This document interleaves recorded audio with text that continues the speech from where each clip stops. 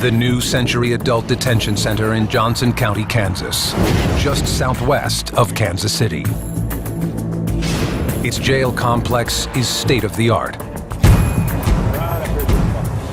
In addition to the computerized system, cameras help monitor the inmates and manage their every move. In control centers like this one, detainees are under continuous surveillance.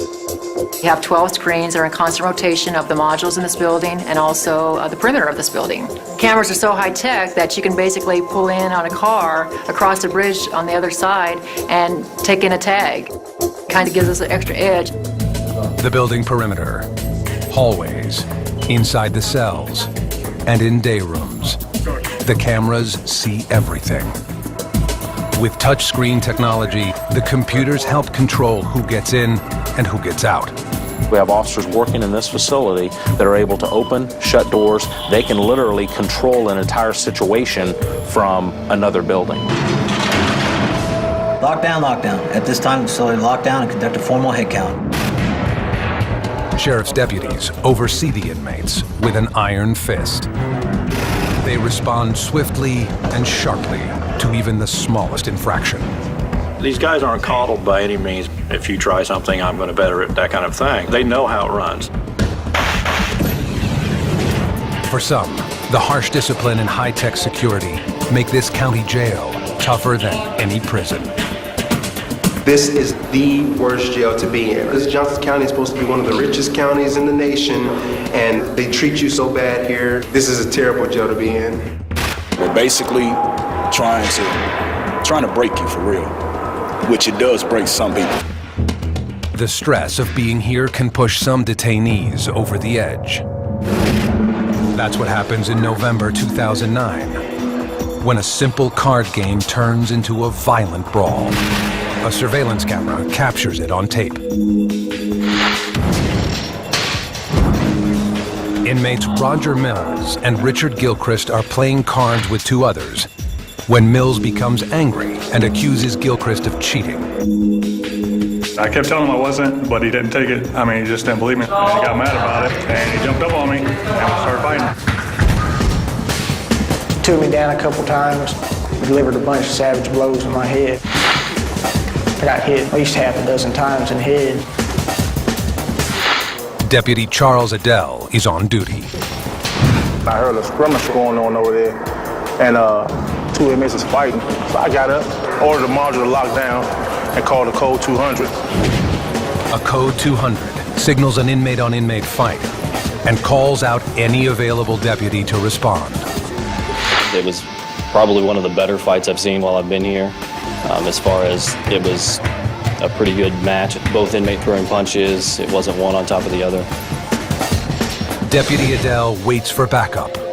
He orders the other detainees to return to their cells. As soon as more deputies arrive, Gilchrist gives up the fight.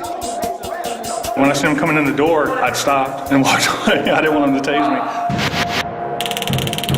A taser delivers a powerful jolt of electricity. It's painful and debilitating. Inmates know officers will tase them, and more. If there's a fight in here, they're going to bring about 40 cops in here. They're going to tase you, they're going to mace you, they're going to slam you down in a chair, and everybody's going to go lie down. Gilchrist doesn't want to risk those severe consequences. So I just got out of there and just walked over and let him cut me up. As punishment, both men get 20 days in the hole. That's disciplinary segregation, when they're locked up for 23 hours a day in a maximum security module. Both of those inmates as well are on a full restraint order, which means they don't come out of their cell without handcuffs and shackles. Inmates end up in maximum, medium, or minimum security modules, based on their behavior in jail, not their alleged crimes. Accused murderers and rapists can be mixed in with petty criminals. Johnson County spends big money to be on the cutting edge of jail technology. Most recently, with a $54 million addition at New Century. The expansion means New Century can now take on hundreds of new inmates from an older jail. The The transfer will be the first operation of its kind for the deputies, beginning with the most dangerous and unstable detainees, those in maximum security. One of them is 20-year-old Brian McHenry, charged with theft and driving on a suspended license. McHenry has a history of refusing to cooperate. Officers suspect he may be mentally unbalanced. On this day, he won't come out of his cell for a shower. We need to have you come out and take a shower. It's one of our general guidelines. You must shower at least 3 times a week. Regular showers help stop the spread of lice and disease, such as hepatitis. Concerned about McHenry's mental state, the deputies move in slowly and carefully.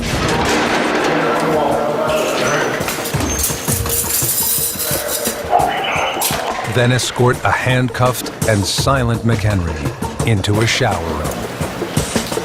Jam up on the wall. But after several minutes, he still refuses to cooperate. If you don't take a shower, okay, we'll have to do that for you. You understand? There's no response at all. Let's get that hose. The deputies bring in a garden hose and make their move with force. Henry, put your hands up on the wall, please. Turn around, put your turn around and put your Get down! Finally, after being restrained by 3 officers, McHenry is stripped down and washed. Sit back.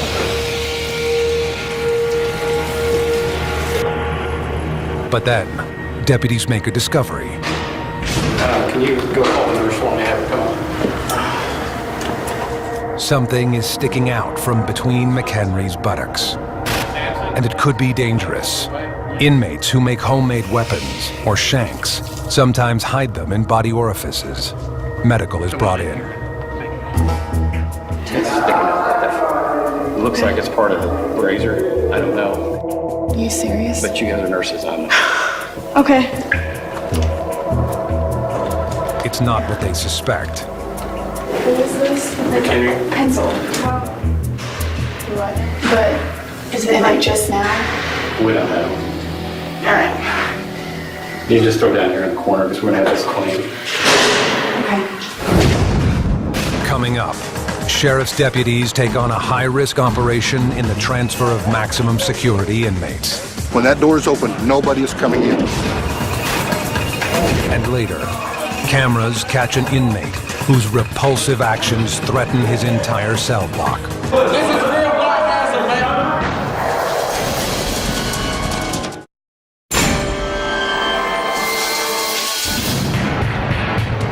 At the Adult Detention Center in Olathe, Kansas, a critical operation is in progress. Deputies are moving the maximum security inmates from here to the state-of-the-art New Century Jail in Gardner, Kansas, 11 miles away. It's the first phase of the eventual transfer of all the 260 Olathe inmates, so that facility can be shut down and renovated. In moving the detainees, authorities are taking no chances. A tactical police team gears up, armed with restraints, tasers, and rifles that shoot plastic bullets. They're members of the Sheriff's Emergency Response Team, or CERT.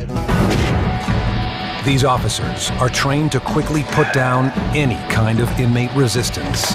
Inmate Slager, I'm asking you to lay on the floor with your head toward the wall and your feet toward the door. Do you understand? Drop the shank. During training drills like this one, they run through scenarios for storming a cell and removing uncooperative inmates. 1, 2, 3. Up. They know we mean business when we come in to deal with this situation. We're not here to play. It's an intimidating show of force, and it provides a valuable backup for the deputies involved in today's transfer. Another deterrent? Inmates won't be told they're being moved to New Century. We are concerned about how they will react to changing their world, because they get into a rhythm and a system, and to change that really messes them up, and they will go kicking and screaming sometime if they don't like it. Among the potentially violent inmates is Brian McHenry, who fought with deputies over taking a shower. And there's this man, 20-year-old Fawaz al-Said. His calm demeanor belies a violent history. The Iraqi immigrant is finishing a sentence for aggravated assault after firing a gun at someone during a dispute. While in custody, he's caused trouble. Some of it, he says, is due to the isolation of lockdown. You stay in your room all day and, you get an hour out. It gets you, trip out sometimes. Al-Said has lost it repeatedly. In one incident, he tries to climb under his bunk and won't come out. You want to get up on your bed, please? Nurse is going to come in and see you. Then don't make us grab you and pull you out. Al-Said still refuses to move, so a nurse checks him and determines he's okay. As deputies pull him out, he wails in Arabic. He's taken from his cell and put in a restraint chair.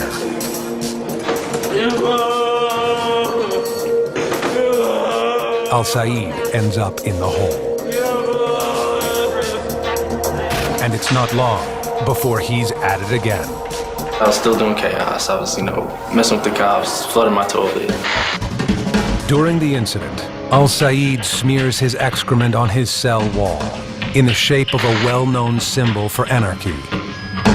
This time, deputies go in wearing hazard suits, forcing him out of his cell and into a shower. To the officers, it appears that he had actually tried to eat his own excrement. Al-Said, what's happening this time? What's causing you to eat your own feces? I'm hungry, man. You're hungry? Yeah. I grew up my whole life a troublemaker, but, it's true what they say, jail just change people. He may claim he's changed. But on this day, authorities take no risks with anyone. While the sheriff's emergency response team takes up positions outside. All right, men. Go to your posts and we'll wait for their orders. In the maximum security unit, one by one, the inmates are cuffed, shackled, and removed from their cells. The transfer goes without a hitch until the deputies get to the cell of 26-year-old inmate Jose Solis. Get on your paw. Since his arrest in 2006 for the murder of his ex-girlfriend, he's had numerous run-ins with the staff. You move and you're getting tased. Here, officers extract him from his cell. You guys don't even be doing this. Another confrontation lands Solis in a restraint chair. Please. Now, when the deputies tell him to get up from his bunk, he won't budge. Solis demands to know where he's going. They reveal little. I have to evacuate this module. Need to get dressed. Deputies wait to see if Solis will comply. But given his history of violence, they still anticipate a struggle. After several minutes, the standoff ends peacefully and Solis is escorted downstairs. As officers stand guard, more than 24 inmates are put onto buses, still not knowing where they're headed or for how long. Coming up, realization about the transfer sparks some angry reactions from the detainees.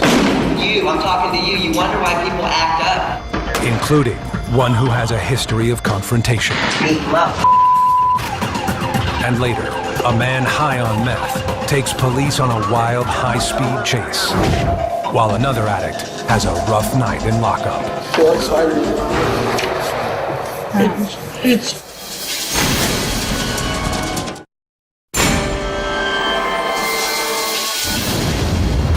The New Century Adult Detention Center in Gardner, Kansas, is one of the most cutting-edge jails in the country.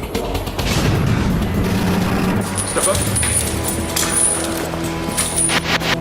On this day, the deputies are in the middle of a dangerous transport. They're moving dozens of maximum security inmates to New Century from a jail in nearby Olathe that's being shut down for renovation. The detainees have no idea where they're going. Once they do find out, there's concern they'll react with violence.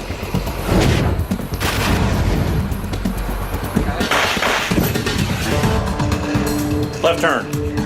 Inmates make the final walk to their new cells. Realization begins to sink in. They're going from one maximum security unit to another.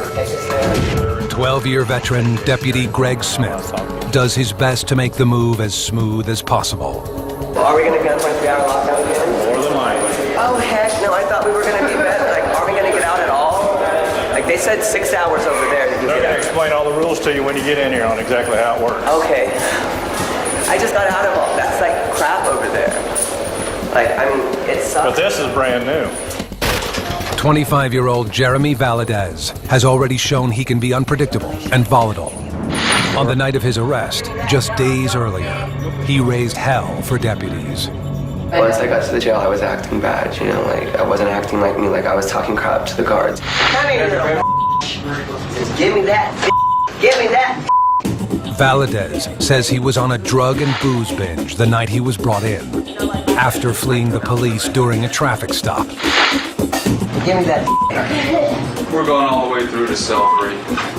You ain't taking my clothes, bitch. Yeah, I beg to differ. You all set this on 5. I would say that he probably ran the gamut of what can happen to you in this facility, and he's very agitated, wound up, starts calling the names. Apparently, there was a lot of mooning going on and a lot of suggestive talking throughout that.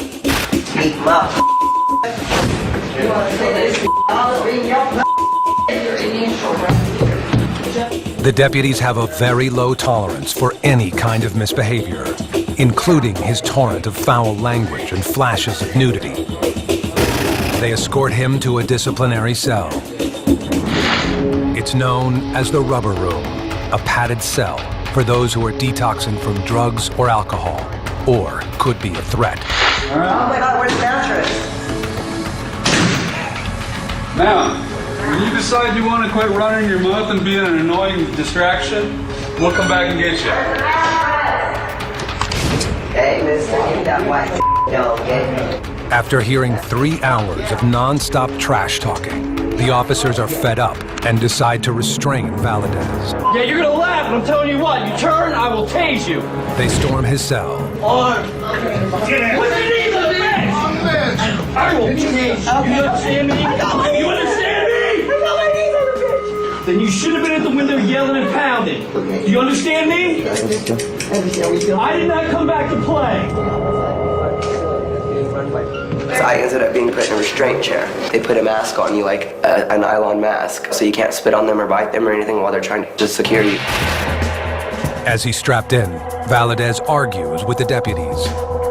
When you start running your mouth, remember, it's your behavior that got you here, not mine. You have the beanhole, honey. You can put my hands out there and handcuff you. That's the prison style. If you don't got security like that, get it together. You're still talking, aren't you? So who's sitting in the chair? Me. Exactly. Now, as Valadez and the others get their first look at their new cells, they don't like what they see. I'm a little feller, but I don't even think I could sleep on that little mattress. And it's small. This little room right here is our outdoor rec. It's like 4 times smaller than the rec area that we had back at the other jail. This rec area is hella small. Jeremy Valadez can't contain his frustration and anger. Every last one. Nice, right? Nice. You wonder why people act up, right? With a 23-hour-a-day lockdown, Valadez and the others will have little freedom.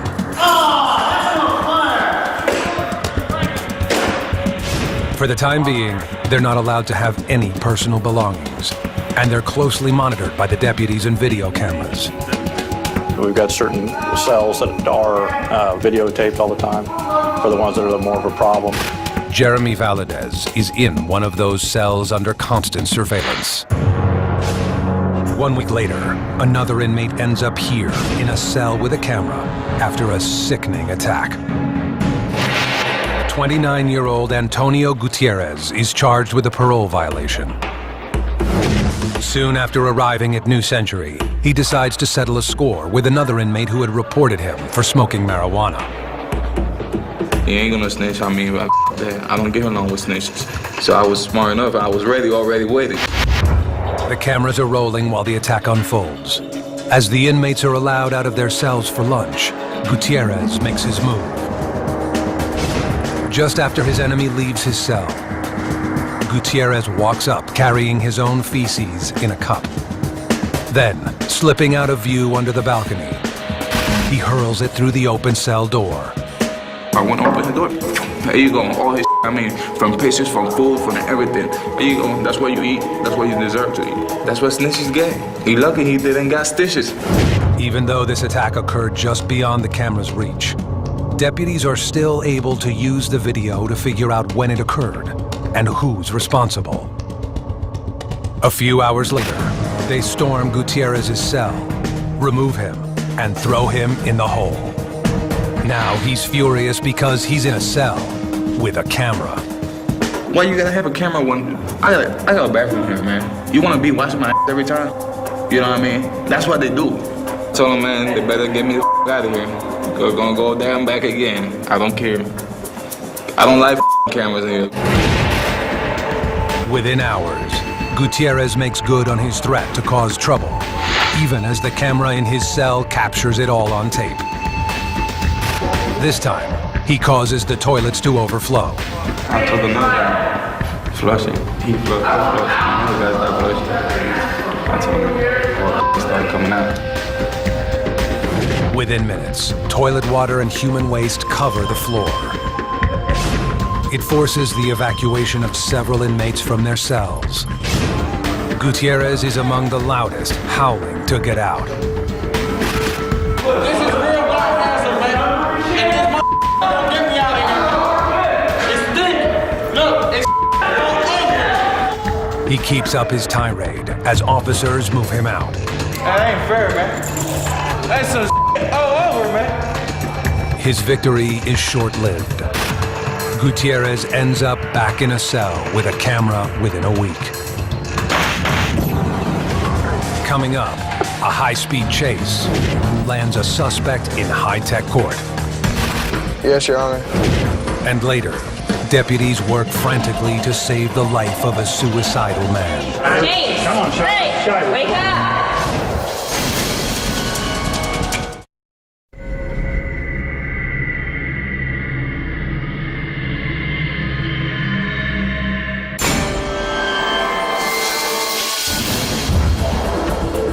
Stagehans versus Joshua Whitmore. You are Mr. Whitmore? Yes, Your Honor.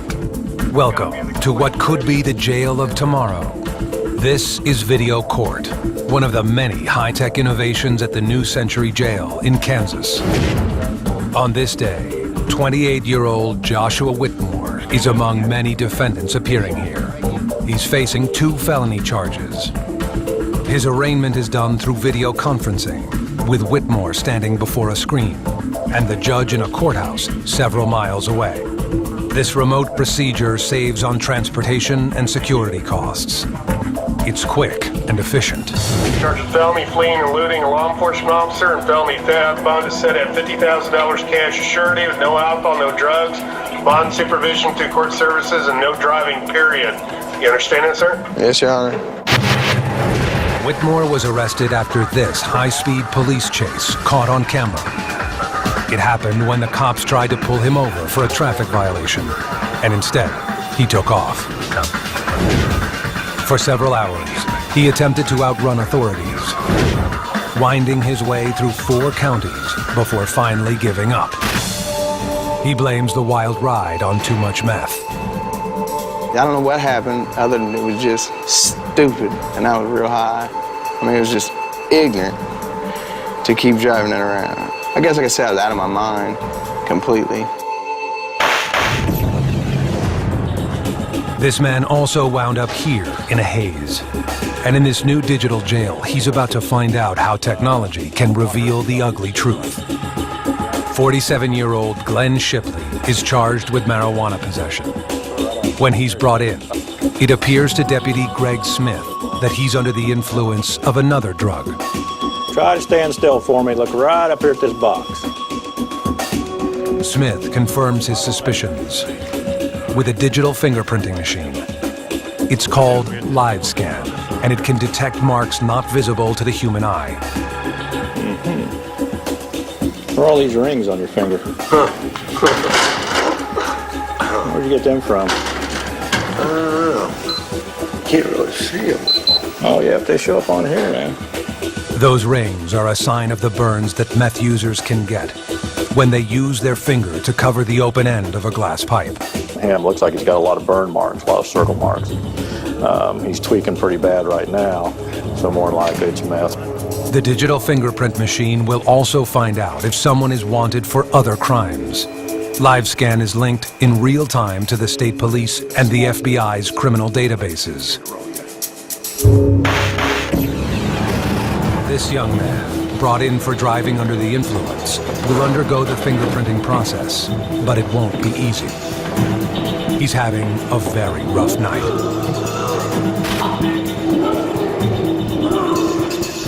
Why out? Talk to the nurse. I'm not a violent person. Ruben Leyva is coming down from a bad high. I don't feel like spiders around him. Oh. It's What do you use? heroin, Heroin? What else? PCP, Anything else? ecstasy, cocaine. Once he finally gets booked, Leyva's prints will be used to keep track of him in the jail. Inmates here can't use even the phone without first scanning their fingerprint, and calls are recorded. Personal visits are limited too by video technology. Detainees sit before a camera and TV screen and talk by telephone with visitors in a different part of the building. The inmates hate it. I don't want you to be tired. My mom will be in the jail, in the facility, but it's like she's so far away, you know what I mean? Like, come way out here just to see me on the screen. I'd rather see her in person, you know what I mean? You look at me, huh? It's not a very intimate setting to see your son or daughter, mother, father, significant other through a video screen. They do not like these video visits at all. Deputy Cynthia Zach oversees a minimum security module, where another innovative practice is used for further control. It's called direct supervision. This unique elevated station allows her to safely interact with inmates, but still keep close watch. With detainees in here from alleged murderers to rapists, the computerized platform helps the deputy keep track of their movements. And this is what we do our logging, like any kind of activity goings on, we have to log in here. And if an inmate does leave the module, she will pat them down. Basically, looking for anything that they should be taking. Spread them up a little bit. Thank you. We are on these guys every minute that they're out and about. We do not want any of them to ever think that they're in control. That's the worst thing any officer can do for these fellas. Sometimes only physical contact will control a situation. When inmates are brought in kicking and screaming. I don't give a about anyone. Coming up, deputies go head-to-head with another volatile detainee and race to save a man's life.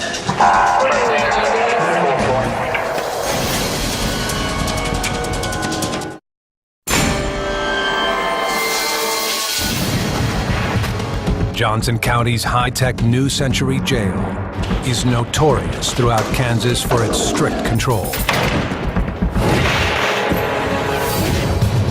In early 2009, Percy Freeman is brought into the jail on a rampage. I don't give a about anyone.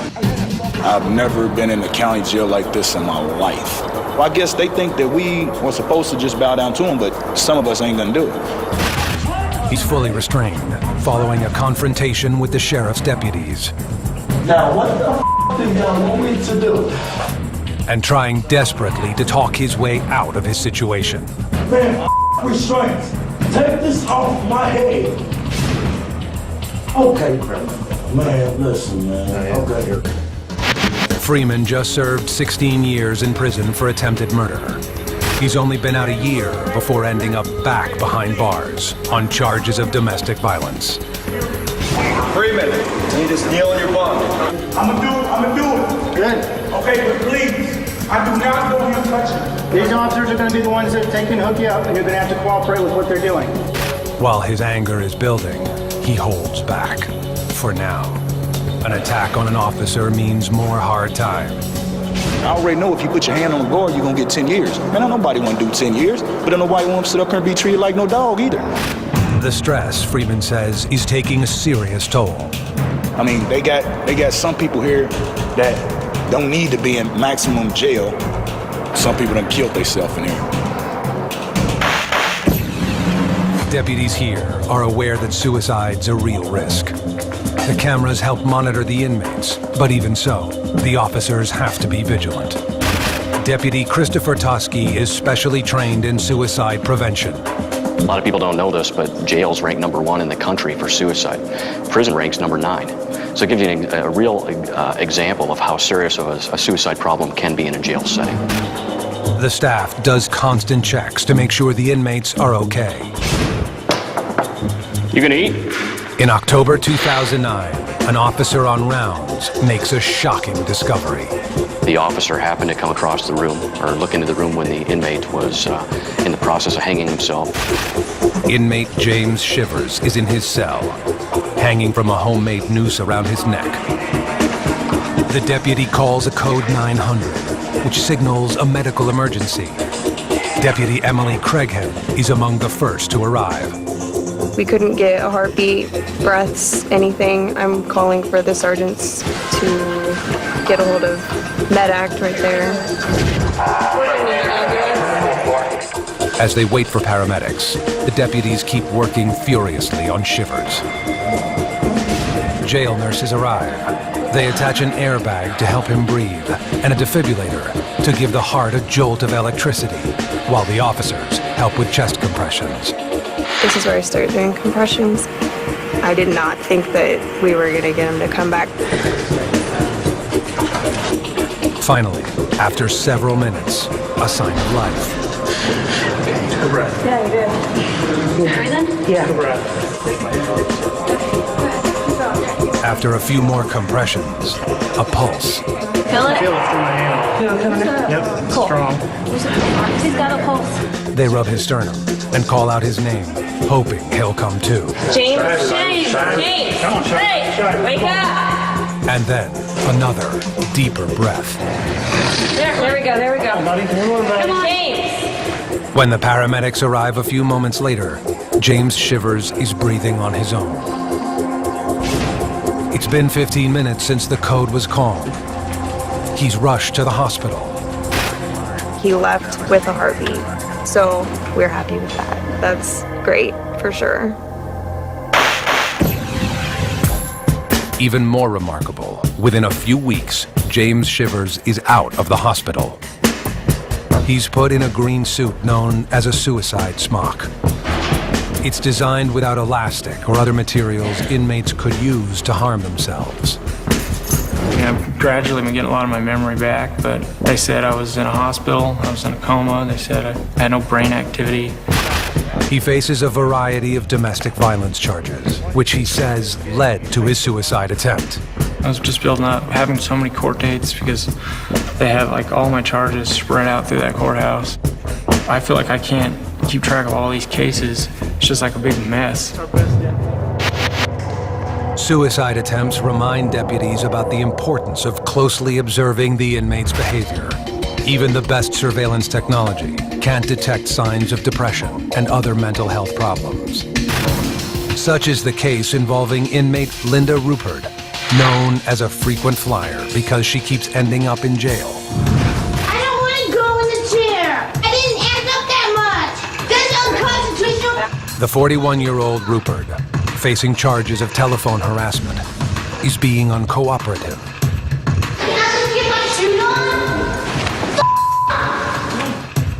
She's being removed from her cell and transferred to another area. Deputies warn her to calm down or else. You're loud. What do you have to push in the chair? All right. You guys look like Nazis more and more. You have to be quiet, okay? You're a Nazi. You're a Nazi for doing this to me. But the move does little to pacify her. It smells like piss in here. You cannot house me in here. Someone pissed in here. Moments later, when deputies discover she's flooded her cell with water from the sink, they decide it's time for the restraint chair. Walk out backwards. Nice videotape, Good for prosecution. Finally, Linda Rupert quiets down. Her behavior leads to a transfer out of jail to a mental health facility for a full evaluation. Coming up, strict discipline does little to stop Jeremy Valadez from lashing out. And deputies rush to take down another volatile inmate.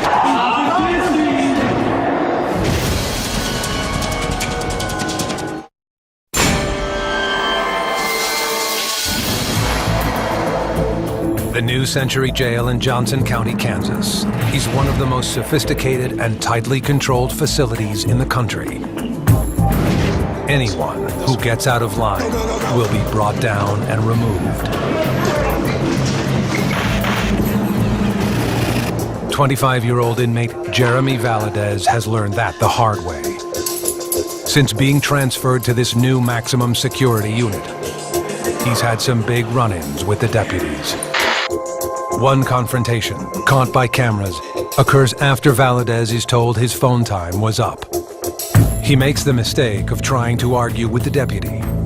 Before anything can possibly get out of control, Valadez is stopped right in his tracks. Once again, the deputy shows zero tolerance for insubordination. He slammed me on the ground and I was like just laid there and didn't resist. And then like he called like code 100, which called like all the officers.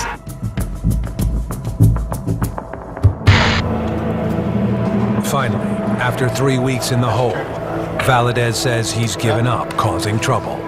You can't win with these people. You just have to bow down to these people every now and again because they think they're God. Inmate Shane Tucker is also having a tough time behind bars. I got a problem with authority. 25-year-old Tucker is charged with a felony DUI. In late 2009, he gets into a beef with an officer while out during rec time. He tries to talk to a fellow inmate who's locked down. I was talking to him through the door, and the guard didn't like that. I'm easily irritated, so I told him, you.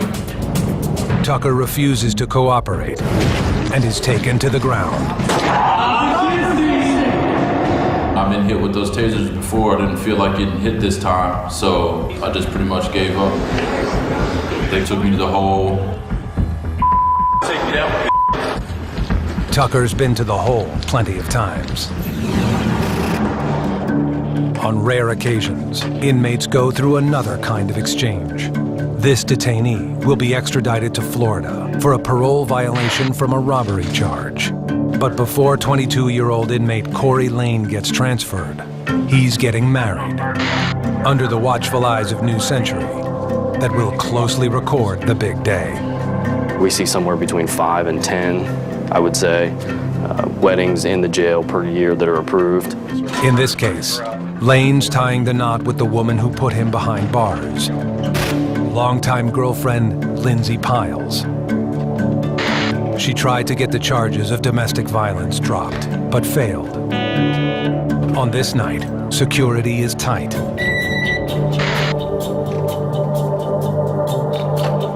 Do you promise to love and to cherish her? There are strict rules for how the wedding is conducted to prevent couples from passing weapons or contraband. Can't touch or, kiss, hold, hug. Basically no contact at all while the wedding takes place except for exchange of rings. That's as far as we'll let it go. Corey, will you take Lindsay to be your wife? Yes, I will. By the power vested in me under the laws of the state of Kansas, I pronounce you husband and wife. Finally. You know what? Congratulations. Thank you. Congratulations. Thank you. Wouldn't have had did it today, so still butterflies from it all. I'm a married man now, Get to have my wife forever, I guess.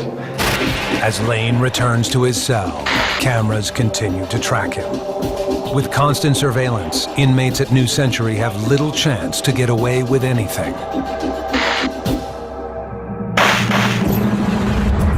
The deputies who run this facility and use its new technology say this is the wave of the future. I think that a lot of jails around America are probably going to more of the touchscreen capabilities.